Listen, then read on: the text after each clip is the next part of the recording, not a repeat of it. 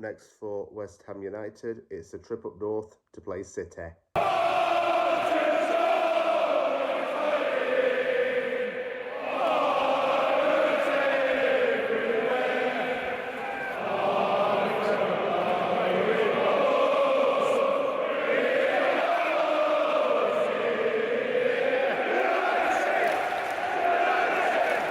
I had thought about going to this game while I was back in the UK, but it's not happened because I would have had to put my name down in the billet. My chances of getting the ticket were slim, and I've got a lot of stuff to do.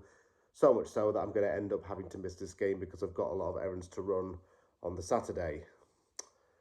So that's why I've not been able to really do much in regards to making this earlier. But here we are, and here is the preview. City's season has been a little bit rocky at times, but consistent nonetheless. City is now within firm competition to challenge Arsenal to win the Premier League, and it's got a lot of good results along the way. It's just about winning games on stretches, and that's why City's been successful, of course, in winning league in the past. Start of the season was not the best. A 4-0 away win at Wolves was great, but then back-to-back losses against Spurs and Brighton really derail things. In fact, City only won 2 of its opening 5 games in this league this season. It's only lost 2 games since the 1-1 draw with Arsenal, and those 2 losses came against Aston Villa and Newcastle United.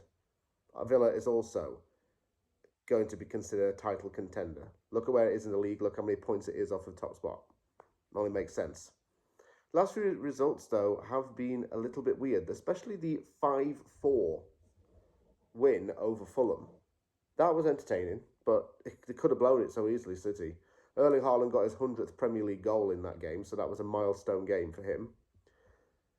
But there is some hope. Sunderland and Crystal Palace have been defeated in the last 2 games, and City have scored 6 goals in those 2 games and kept back-to-back clean sheets, so defence is staying very firm.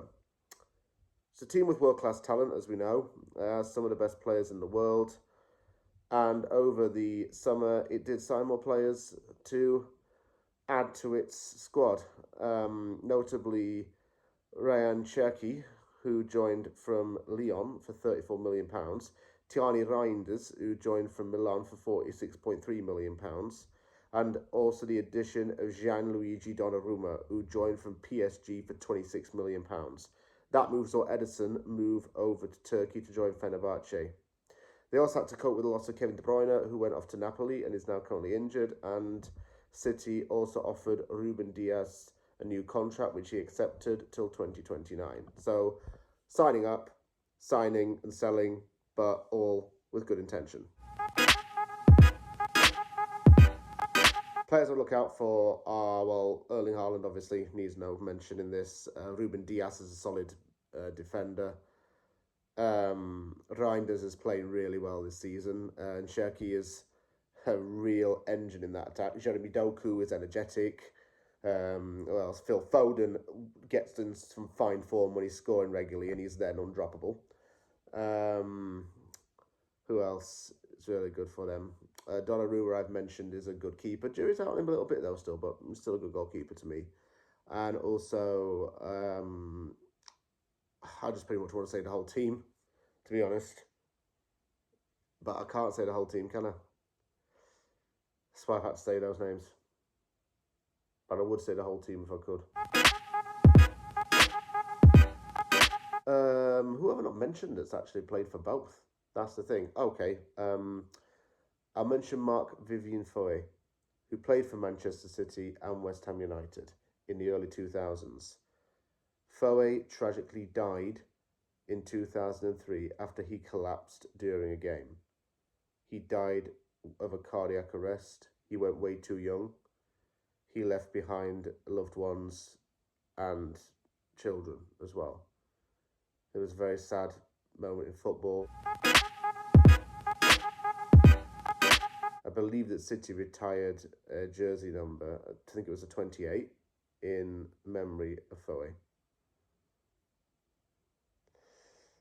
Sea are going to blow us out of the water. This is just a free hit. Not really bothered, just win the next 2 games after that, West Ham.